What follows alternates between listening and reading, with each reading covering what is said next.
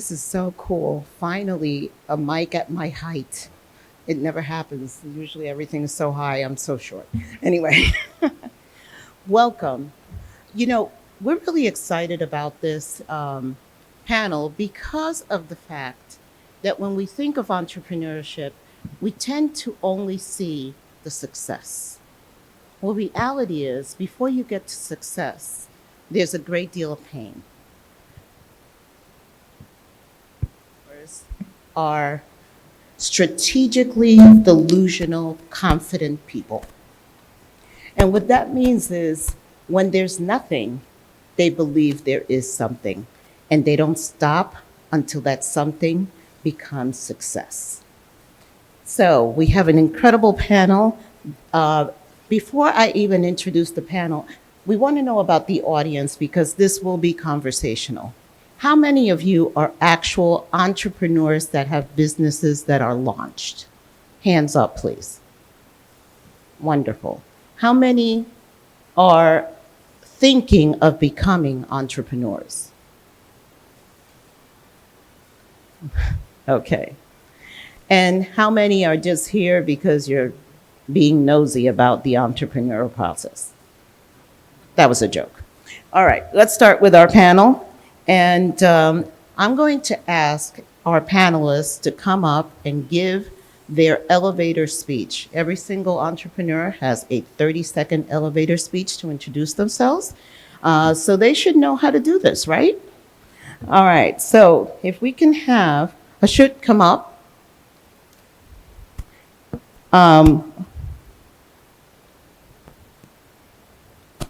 And you're on the clock. Find a seat.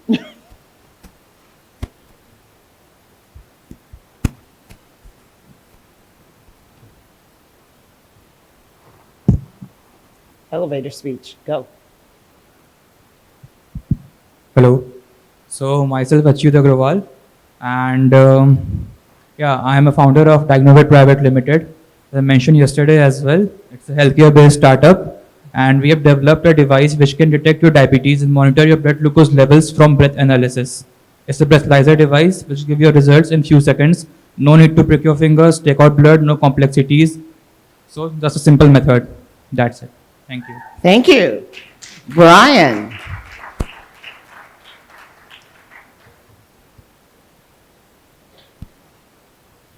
As soon as you sit down, your 30 seconds start. Start now. Hi, I'm Brian Bauer. I'm the founder and executive director of the Abundance Foundation.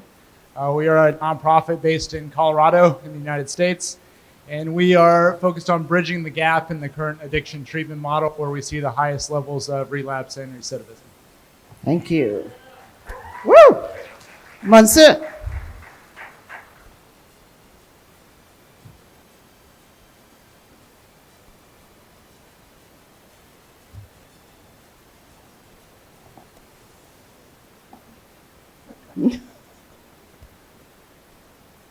And your 30 seconds starts now.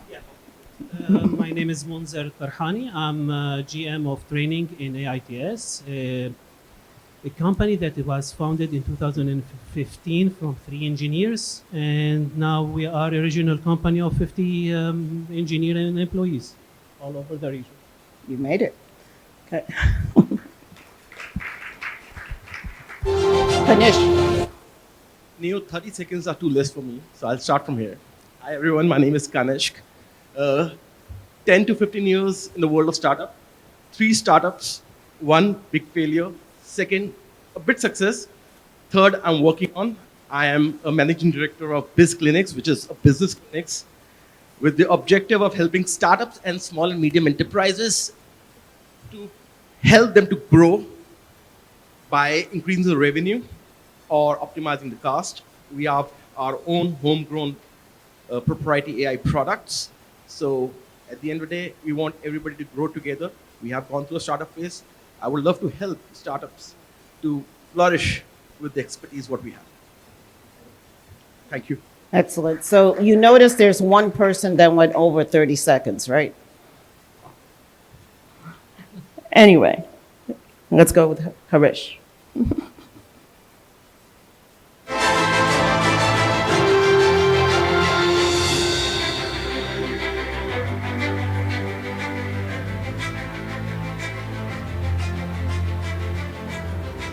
Hello everyone, I am Harish Chauhan. I run a consulting company last 20 years. We do advisory services at the CXO level. I have total of 47 years experience in hardware, software, and whatever else. So it'll be nice talking to you. Aramid. Rounding us off is Aramid.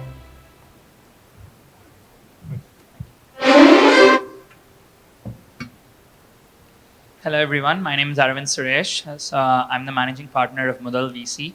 Mudal VC, actually the name Mudal in the native language Tamil means first or capital. So we're trying to be the first VCs that startups touch upon.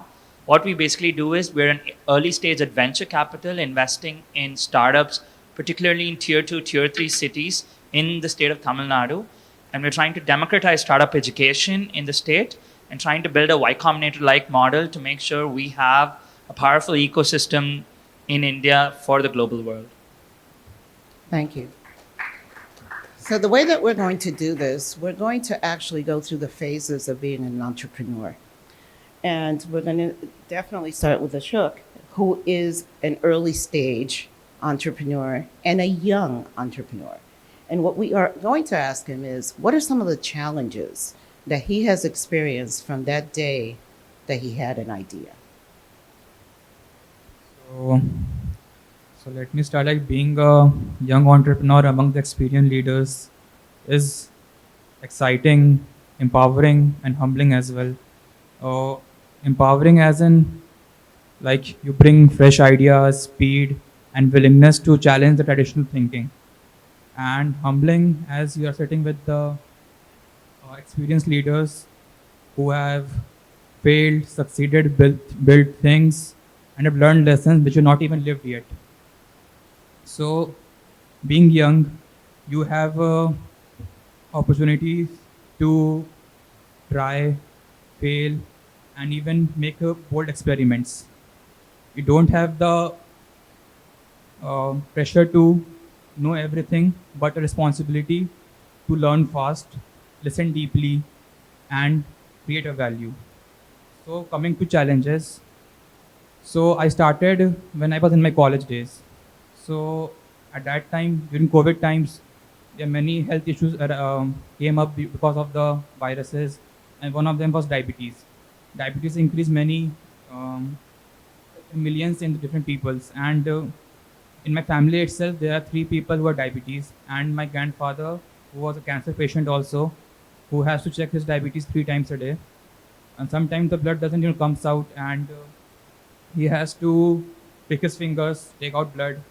Many complexities are there, and transfer infections are there. So I went to my professor. At that time, I was in college. I'm 24 right now. So I went to my professor. I asked him, like, these are the issues. What can I do? Then we went to a papers, different research paper literatures, and found out that we can do something with breath. Like, a breath contains many biomarkers which can help us to detect different diseases, not only diabetes, but we can detect multiple diseases from breath. So I then just not went to a solution, but came up with going for validation, then went to different people, hospitals, for validating the idea, then feasibility as well. Okay. So the big thing that he's basically going into the process of that ideation and building that ideation. And that is extremely important because ego cannot play a part in your ideation stage. You are learning, you're gathering, and then you have to get into the next phase. And the next phase, Aramid, can you talk about the conviction phase? Sure. See, when it comes to early stage startups, I'm sure everyone in this panel has gone through that.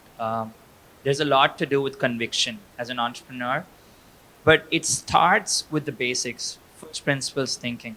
The first thing you actually have to do is actually listen to the customer. Actually understand what problem it is that you're solving. Because generally entrepreneurs get excited, especially if you come from a product background. You're very excited to build a product because you know it, right? It's probably the easiest thing to do without disrespecting the amazing products that people build. But the hard part is to build a product that people want, and not just simply want, but would die for. Like it's their need. What we would like to call ICP, which is your ideal customer profile and things like that. Your TG has to love the product. And like, you know what Brian Chesky says, it's good to have 100 people love you, then 1 million people sort of like you. And this is very important in early stage companies because you don't have a lot of marketing money. You don't have a big team. You don't have budgets. You don't even have PR. You simply have your brand name and some good problem insight that you've experienced yourself or at least your peers. So conviction comes from understanding customer problems deeply.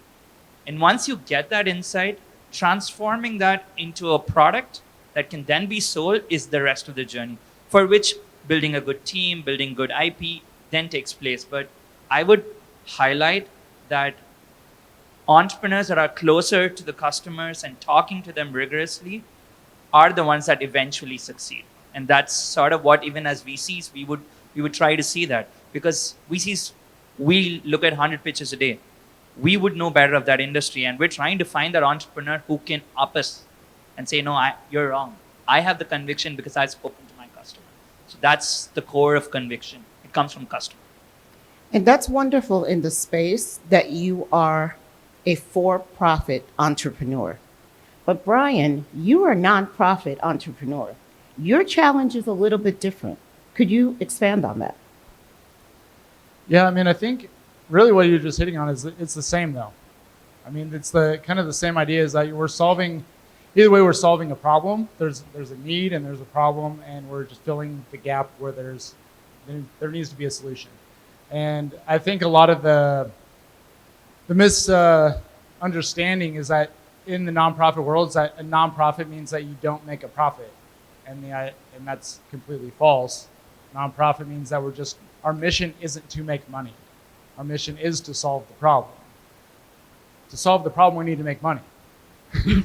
So, like that's the whole catch-22 of it. The reason that I started it as a nonprofit, even with not having any nonprofit background, only my personal experience in addiction and recovery and my certifications in that field and seeing the gaps in the system, the reason I started as a nonprofit was that's where the money was.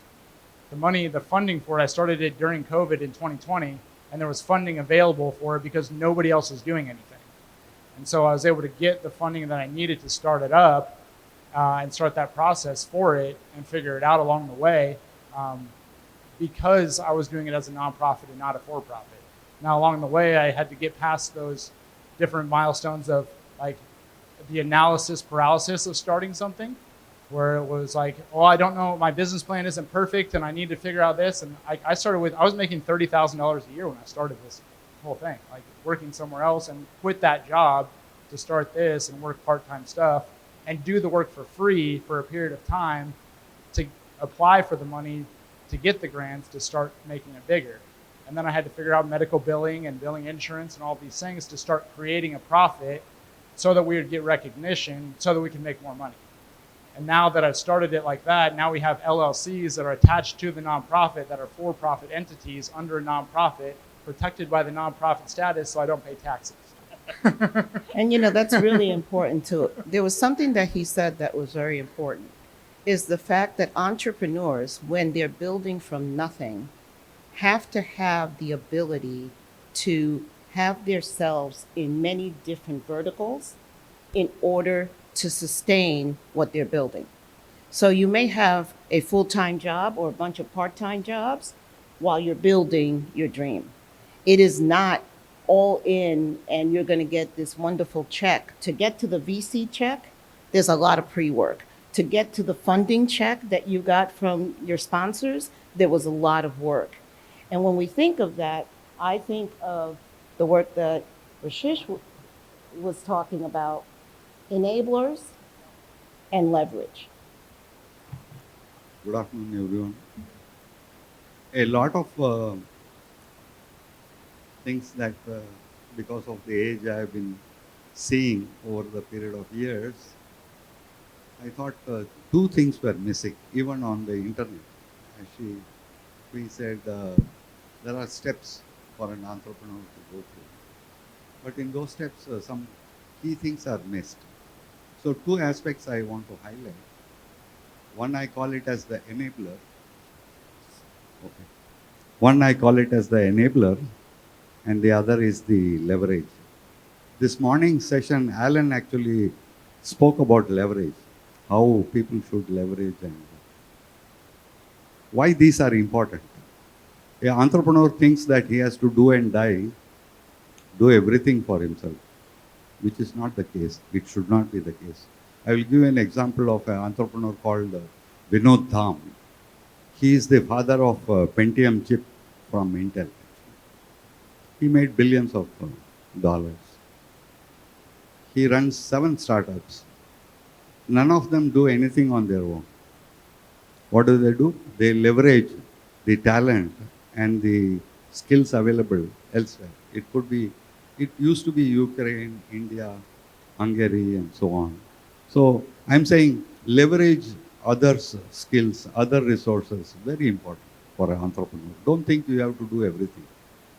The other thing is you have to identify the right enablers to reach your goal or reach your targets.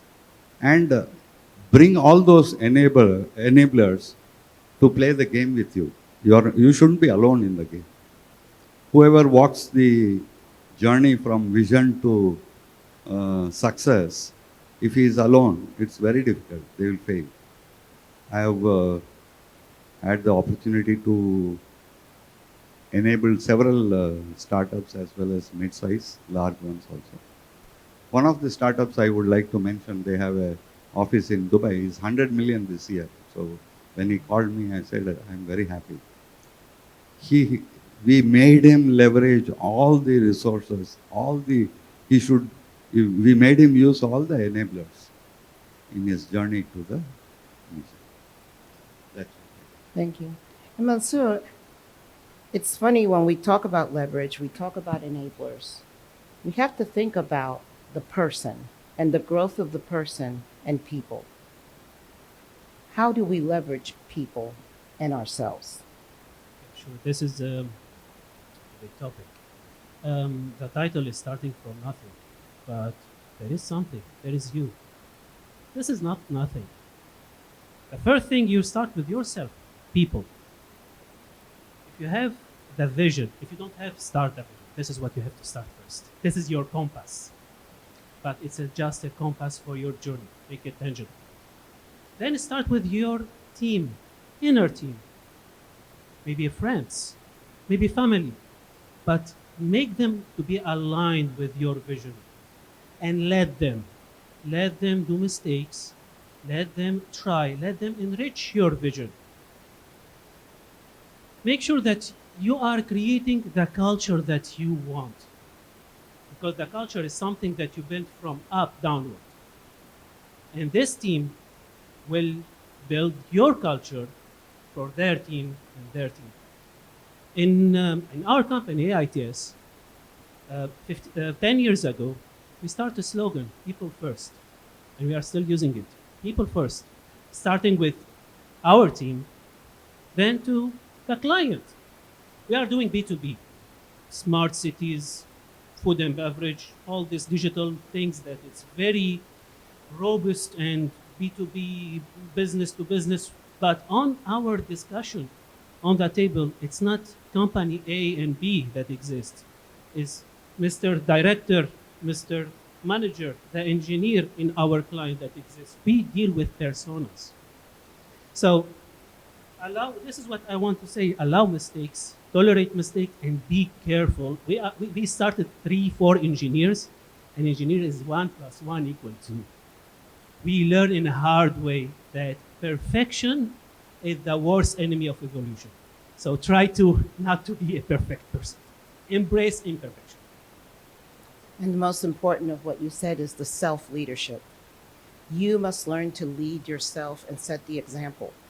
The reality is everybody is looking for you as the visionary, but you're more than that. You're opening the door for their critical thinking and the unified growth. But with all that comes challenges. And that's where I want you to focus. What are those challenges that nobody talks about, when they come up on stage and get the award for the $100 million business that they've built? So I'll start right from the start. So when I meet young founders and entrepreneurs, I feel, sometimes they're a little bit confused. So they start their journey with sole entrepreneurship or self-employed, move to entrepreneurship, and then to a businessman or woman. So during this particular journey, they start because capital is very much important, as everybody knows. So you need something to initiate the operations, do something to get the money. And in today's world, I would recommend if a founder who doesn't have a nag on sales, be very careful to getting into that shoe, because the valuation days are gone. And every founder, again, there's an idea, there's a problem you want to solve, you can do it anytime, anywhere. Be a good salesperson right from the start. That's a basic thing you have to keep in your mind. Now, that's the first challenge you have to come across inside you, that you have to completely change as we go. The presentation, the keynotes happen just before the session. You might need to go and understand that kind of qualities, and become a warrior at this particular stage. Be in love later. So saying that, that's the first challenge. The second is when you come to ideas. Like Arvind, you must be, you come thousand ideas come across to you. And everybody says this is unique. But actually, there's nothing unique. Right? The only way he thinks when he wants to invest in some business is the persistence. Now, how the persistence comes in?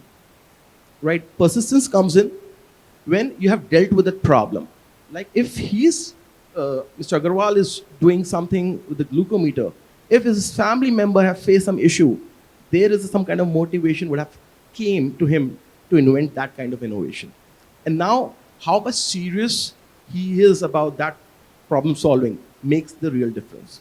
So in my case, when I had a first company as a failure, I was too young. So it like in 1.5 years, I understood that I can't do that. Second was I did better, but at that time I couldn't able to, I was a learning stage, so I couldn't able to handle the capital. I couldn't able to handle the people. And of course, being a good salesperson, I used to get the clients, but everything evolved. It's the balance we have to create. When I came to the third startup, I understood what I'm good at, what my people are good at. Because one thing which we continued is, right from the first startup, people getting attached to me, and they know that, okay, fine, this guy has a vision. He wants to do something. Only he needs some time. So you make the people along with you. That comes the other challenge you overcome. You have to, be their brother, friends, enemies as well when it comes to the boardroom and when the targets are not met. And at the end of the day, chilling out together. So that's the challenge. One I always feel is another thing is to overcome. Absolutely. Coming to idea, I would say whatever idea you work on, embrace that idea. For example, when I started my startups, I found that the challenges I'm facing, every startup or small and medium enterprise will face it, is how I can get revenue or how I can optimize cost. So the solution which I start thinking, I started implementing in my business. So I got to so much deeper level and understanding of the challenge and the idea working on that I created a AI solution around it. Now, there are other players also. The competitors are there. But the amount of knowledge and the amount of understanding about the customer, because you've been a customer yourself, that make you a key differentiator. So that is where you overcome the challenge you face in the competition world and have a differentiator. And this you can only learn when you build a company or a startup, which is a Me Too, and people start asking you the questions, what's your differentiator? So this is a learning curve. So entrepreneurship is a learning curve. It will take your time. It will take a time. You'll get matured. Best thing, start early. If you start early as soon as possible, you fall, you get back up, and you learn through the process, and eventually you'll be successful if you've been persistent. Absolutely. Thank you. And I think this is one that we're going to have everybody address, which is the failure. Name one of your failures that really hit you hard and how you recovered and how fast you recovered. Go ahead. I think so. I started my career as an entrepreneur too before I got into venture capital investing. So the first business that we did, it was in the food space, and we did really well. And we started in COVID, and we got very excited. And the mistake that I did was that I thought we were profitable for a couple of months, and we thought it's time to scale, and we scaled too early. And when we did that, we started burning a lot of money, and we were hemorrhaging. And suddenly, the COVID wave of food was gone. Cloud kitchens were closed, and everyone started wanting retail experiences back again. And we were like, "Oh my god! Now, how do we pivot? We can't. I don't have the money. I don't have the capital. I can't raise on a market that's pretty much diminishing overnight." So that was a very big mistake where, as an entrepreneur, I forgot my fundamentals of what the business was and what were customers actually coming for. Was it, and I was married to a model that was just hyped on valuation rather than actually what the customer wanted. That's why I put a lot of emphasis on customer, because that taught me a lot about you don't need to be on the side of the business or your investors. You need to be on the side of the customer. And if you can be that, you can be flexible to change, pivot, move, maneuver, and find your way through the abyss. And that's eventually what we did. And then we moved out of that. But it slowed our plans by at least 16 to 18 months. And that was a big shift in the first business. And of course, now it's doing very well. And then, I moved to becoming a venture capital. But that was also the turning point in my career where I said, hey, you know what? There's going to be thousands of entrepreneurs who are going to make the same mistake as I did. Yeah. And the only thing that saved me, that what Kanishka has said, is persistence. When you get punched on the face, all plans, go out of the window. And then you say, okay, let's start again. And the people who say, let's start again, eventually 10 years later win. It takes 10 years, but if you're sitting there, yeah, you're going to win. And that was my mistake, and I learned very well. And here I am trying to invest in companies and tell them, don't make that mistake. So, yeah. But Arvind, I think you have a better exit from an entrepreneurship to a VC. You just switched off being in the same ecosystem, you just switched the chairs. I think that's my advantage too, because one of the things in VCs we see is they don't have, not all of them, but some of them that I've met lack founder empathy. It's a very difficult journey. Mm-hmm. Having founder empathy is incredibly important, because you're coming as this young person trying to say you're going to change the world, and we all come with meaningful interests, and we genuinely want to do it, whether it's non-profit, for-profit, it all means the same. We're trying to solve customer problems. And I think a lot of investors have to come with that empathy to understand where this founder comes from. They've been through hell and back. And when you have that journey yourself, you respect these people a lot more, and you can bet a lot more on these people. And some of them have paid off for me, even in terms of investments, actually, beyond data. Yeah. And the fact of the matter is only 10% usually yeah. pay off. Yeah. So Brian, what do you have to say about failure? I think the biggest one early on is not understanding how to budget correctly. And so it's like, without the experience in what we were doing and the amount of need that we were servicing at the time, was like, our goal is to service everybody, and we're not going to tell anybody no. And so we're going to spend whatever it takes to do that. And also being able to pay staff and make sure all that happens, but not having the consistency of the income coming in yet to be able to do that, while I was figuring out the billing things, while that stuff is going through the process, while the next grant funding cycle is coming through, all of those things. And then we ended up hitting a week where it was the missed payroll for like a 9-day period. And it was like, that was the bottom piece of that. And then everything took back off as soon as we got that next funding cycle, and then realized, okay, here's exactly how we need to plan and strategize for it. And then open up figure out how do we put money aside for these things, and how many months ahead can we get to, or the money's in an investment account that's making money while we're not using it in all of these things. And so that was probably, the financial piece of it. And now and then getting somebody on board, accounting wise, that's like paying attention to all that and actually getting the 97-page ledger on all of our exact expenses and tracking it to the dollar, not just like, yeah, I think this is how much we're spending. So, going to failure, like I worked on one more startup as a founder only, and there was one co-founder with me, like who our thoughts didn't align at that time. So, when we were focusing on different things, it was also a healthcare startup. We were focusing on developing something from eye scans, and so our work didn't work out, and I had to leave the startup at that time. So I think that choosing a right partner in the startup is very important when you're starting out as a fresh student. So that was a step back for me. Then I jumped onto next startup which I'm working right now, and I started as a single founder in this domain. I thought that I'll not rush into the finding co-founder in the startup, and I'll choose the right partner who will fit into the startup with the right mindset, the same process, and to continue with um, the same lineup and the method. Thank you. Mansur, what do you think? Um, yes. Now I'm still thinking which scenario I have to discuss. There is a lot of scenarios, but failure, because every time I'm thinking about a scenario, I discover this was an opportunity.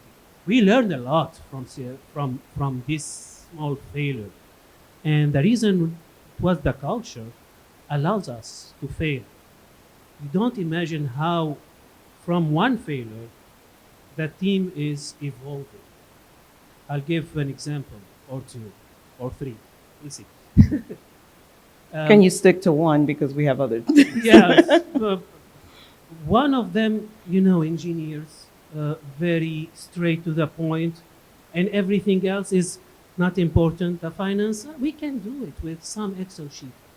Then we had long time ago, a cash flow issue. We discover we need a financial person that can understand the finance. This is important, but how we will understand this if we didn't fail and we found that, okay, where is the cash flow? Other than this, you can do the best strategic marketing. This is what I'm doing. One of the three pillars that we're working on. Three engineers, three pillars. Everyone is doing his own vision. One of them, it's my part, which is a training. I make a good market study, strategy, pestle, everything I learned from the book. And from there, right to the execution, technical execution. And during one of our meeting, there was a question, how you will sell it? Okay, stop. Now, before we hit the wall, let's step back and make it step by step to understand and build up a forecasted pipeline. Failure? No, it's an opportunity. Learn from it. Totally agree. And the fact of the pivot is a major thing for entrepreneur. You can't have ego as an entrepreneur. You have to pivot when things are falling apart. So my failure is something a little bit more emotional. Is that everything was going good, a B2C startup in the tech space, thinking of great valuation. Somehow things change, market changes, and slowly the valuation model is a little bit going on the glimpsy side because we were being considered as a Me Too product. So once we understand that, and our revenue was very very thin, very thin. We couldn't able to, with the big team, we couldn't able to even survive with the salaries. 2 months we didn't able to pay the salaries, and we are at the verge. We understood that the COVID is at the knocking at the door, and we said, like, is this time will be a very difficult time for us to continue. And we tried to tell our employees, we'll help you out to get you another job. Just share your resumes. We want you to place, but nobody's doing it because it's a journey of 3.5, 4 years, and it's like, you guys are still trying. Let us bear for like 3 months, 4 months more. We are okay if you're not able to pay the salaries. But we knew that things are getting worse down the line. So at the end of the day, we have to step down from the senior positions to make them realize that we are at the verge of closure. So now how we overcome this kind of scenario in the next startup is that we will build a startup with limited resources, good revenue lines. Might be we're not looking out at profit at the early 1 year or 1.5 year. We have to sustain. If the capital comes, revenue comes, save it for your rainy days. So that is where the financial things we learned at that time, that don't burn the money. Restrict yourself, identify better cost-effective ways to market your brand, market your uh, company, market your product or services. Yeah. Ashish, you round us off? As many other things, I'm going to suggest to CXO that they should have at least a whiteboard and a marker. Guys like me who have been also teaching are uncomfortable to speak without words or letters written from there. Anyway, um, my one story was a failure within 2 years. My company is 19 years old now, but after first 2 years I failed because I couldn't scale. One of the thing an entrepreneur has is I want to make a lot of money quickly, so let me hire, and then it's not scaling. Customers say, hey, Dr. Harris, if you don't come, your team is not delivering, man. So that's one thing. But anyway, we survived all that. So there are two words I want to share with you, which are very important for an entrepreneur in my experience of last 19 years. Size and scale. And there are multiple dimensions. I can't say people, I can't say technology, I can't say competency, I can't say finance, I can't say sales and marketing. If I had a whiteboard, I will draw a radar diagram. All these dimensions are equally important. In each of these dimensions, scaling and sizing are the key things. So many of the companies, both big and small, that I have, bailed them out, have had this problem of sizing and scaling. So that's the point. Now what we're going to do is every single one of you has 30 seconds to give your advice for the entrepreneurs that are out there that are just thinking of becoming entrepreneurs or are in the journey and want to make sure that they hit success. So let's start. I'll just say one line. I mentioned this yesterday as well. Start first. Learning will happen along the way. Absolutely. Right. Don't overthink it, just take action. Absolutely. Great. As I said, perfection is your worst enemy. And learn. Don't leave a week without learning a new skill. Be a sales maverick. Get the revenue first, either from a prototype or MVP, and then go to the stage of production. I want to re-emphasize what he said. Give me 5 seconds. Mhm. More recently, I've been refusing to advise companies which don't have CEOs who are sales guys. If they are a technologist and they talk technology to me, I tell them, sorry, I'm not the guy to help you. But if the guy is a sales guy, understands market, because any idea, when he is talking about sugar from breath, you can do health analysis from the serrations on your nail. There are so many ideas. But take it to a success, only the sales guy can do. So first study the market before you become the entrepreneur. I think everyone said great words, and to connect all of it, it would say sales cures all problems. I think that's pretty much the mantra. But there's a lot to it, and in this panel, we can only speak very much. But what I would like to close is if you're becoming in the journey of an entrepreneur or wanting to become one, build products or services that one, you're passionate about, and second, that is useful to the world. and think of entrepreneurship as a marathon and not a sprint. And if you can have these two in mind, the rest will happen. Totally agree. My word is discipline. Wake up thinking about it, go to sleep thinking about it, and in the middle of the day, do it. And nothing else matters. We actually have 2 minutes. It would be great to hear some questions that you may have. Any questions from the audience? Yes. Yes.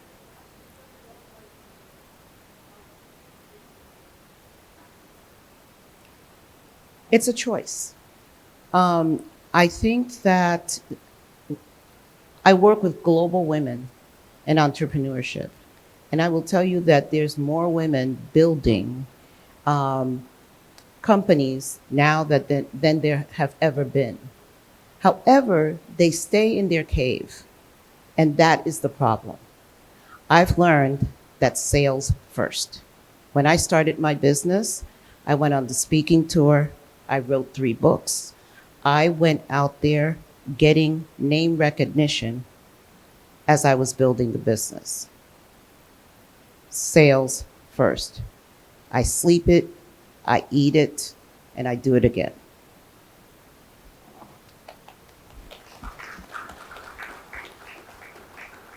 Anyone else? We still have a minute. Come on. There has to be one person that has an idea. No? Oh, go ahead. I'm sorry.